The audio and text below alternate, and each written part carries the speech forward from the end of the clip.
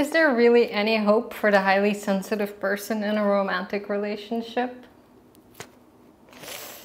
Hi guys, and welcome to the Highly Sensitive Safe Space. Today I'd like to explore the difficulties of romantic relationships for the highly sensitive person. And I'll put a link to this book in the description in case you're curious. It helped me a lot to gain some insight on the topic. This is Elaine Aron's Highly Sensitive Person in Love.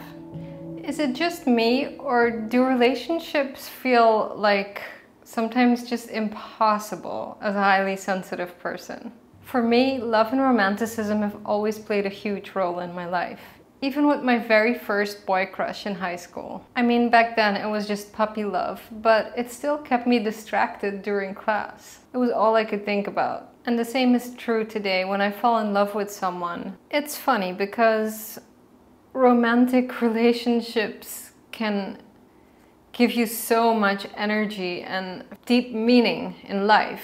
Like, for me, feeling in love is like the best feeling in the world. You know, some people live to work, some people live to be a parent.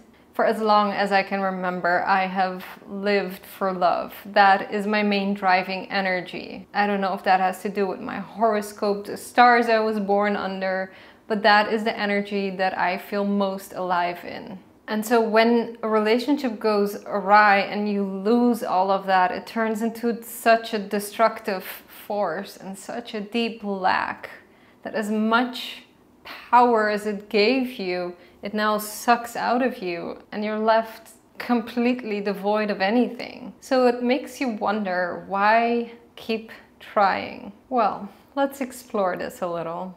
I initially didn't want to talk about this because I feel like it's very personal and there's only so much of my personal life that I really want to put out there for the world to see. But I think it's really important to talk about it. So relationships can be really hard for me. I think part of that is because as highly sensitive people, we tend to love even deeper. This can feel absolutely amazing, like at the beginning of a new relationship when you're falling deeply, madly in love and it's just butterflies in your stomach all day. And then there's the shift. When the butterfly phase fades and reality sets in, then you're dealing with each other's differences and conflict emerges. I mean, this happens in every relationship. But for the highly sensitive person, or at least for me personally, I experienced this as a deep sense of loss. For the past couple of years, I've been in a relationship, and recently it's been one of those on and off again relationships. With this person, I have a connection that's deeper and more metaphysical than I've had with anyone ever before. The best word to describe it is ethereal. And I've had a couple of destructive relationships before in my past. As an active alcoholic, I attracted very damaging people in my life. So I have had a pattern of attracting the wrong person. But with my most recent relationship, I felt like I'd finally attracted a decent, nice, genuinely nice person. So I had high hopes that this time it would work out. If I can't make it work with this person, this amazingly nice guy that I have such a profound connection with, then am I ever gonna make it work? So I hopped online and read a couple of forums about people that are struggling with the same thing, and it surprised me that a lot of HSPs actually do take years on their own because they can't deal with romantic relationships. And I get it, because when we pour so much of ourselves into this relationship, when it ends, it's like we're completely depleted, and this can go on for months, years. So you really have to gather yourself. And how many times can you go through that cycle without completely losing yourself? So what I try to do to fill this pain and this void is to work on the things that I feel that hurt me in my past relationship so that I won't repeat that in my next relationship. So I'm taking this time away from the relationship to reflect on the parts that I could have done better at. Where could I have shown up more? Where could I have been more supportive? No one is going to be perfect in a relationship, and I cannot expect someone to conform to my desires and completely dance around my requirements, because it's a mutual compromise, but you also have to hold true to who you are. And a lot of my shortcoming is directly related to my high sensitivity, because I really get easily overwhelmed when I feel like mental pressure that doesn't really have to be based on anything, but in my head it's just weighing down on me, and I kind of shut down, or I lash out, and I behave in ways that I really wouldn't behave in had I had the time to carefully collect my thoughts, or perhaps to get my emotions under wrap.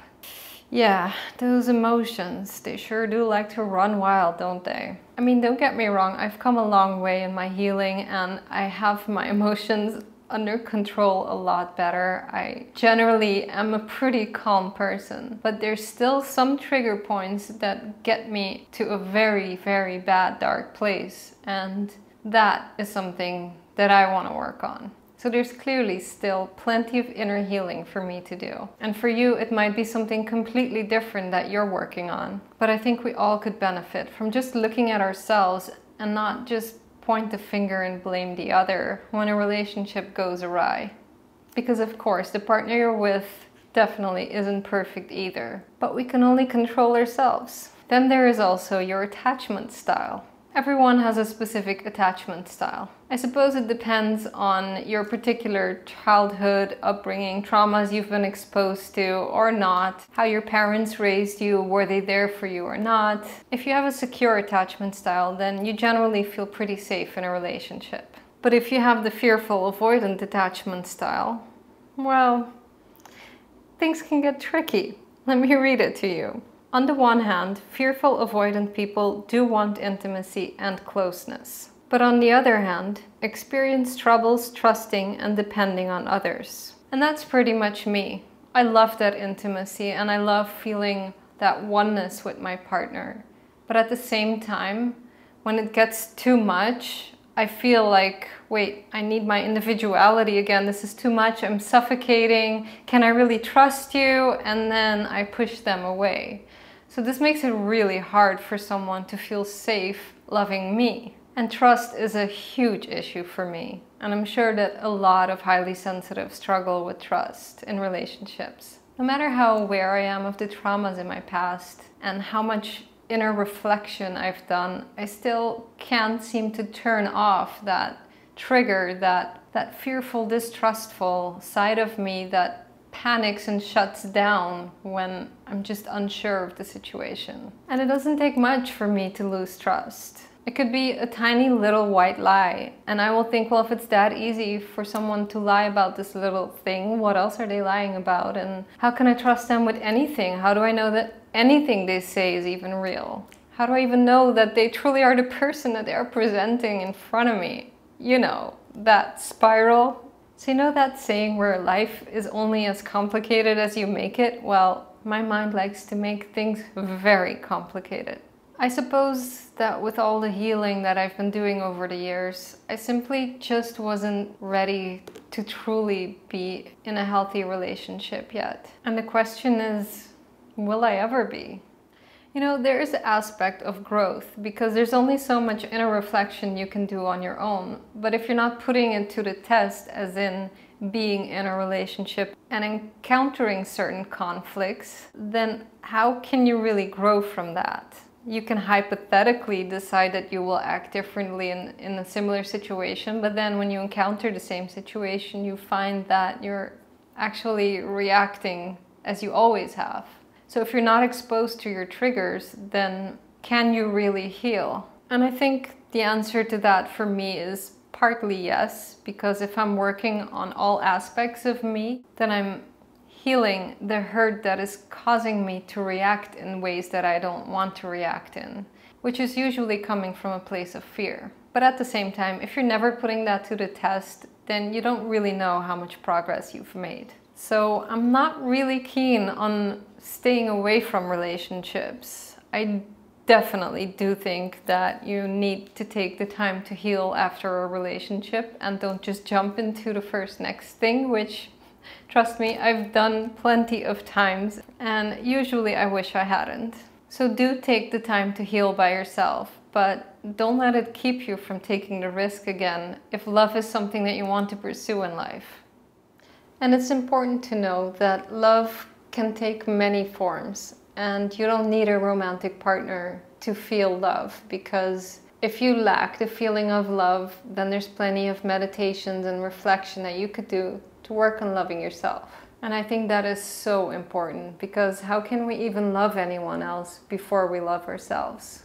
Another aspect of relationships that I struggle with is, well, if my partner isn't highly sensitive, then they don't have that same depth that I feel within the connection to the person. And that can be a lonely place, because it kind of feels like you're more invested in the relationship than they are. And that doesn't have to be true at all, but it's just that because we feel things so deep inside our core that like you can't bring it to words, and how do you express that to the other person if they can't feel it on the same level? So sometimes I'll express my love and then I'll feel that it's not reciprocated in the same way, even though they're saying something really sweet and lovely, but it's like, I don't think you understood how galactic what I just tried to express to you was intended to be. You can't win them all.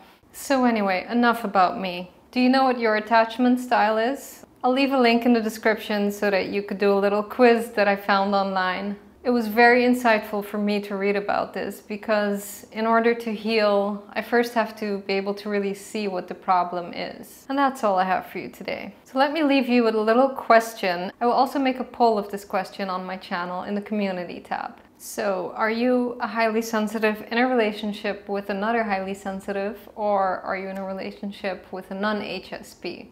And which has been the better experience for you? Well, gentle souls, I hope you have a love-filled day. And also, check out my Instagram link in the description. I'd love to connect with you there, and I share a lot of HSP insights and tips. There's highlights? Who highlights books? Not me. Bob. Why, Bob? Why? I'm losing my trains of thoughts. Many steam trains. Choo-choo, choo-choo. Okay.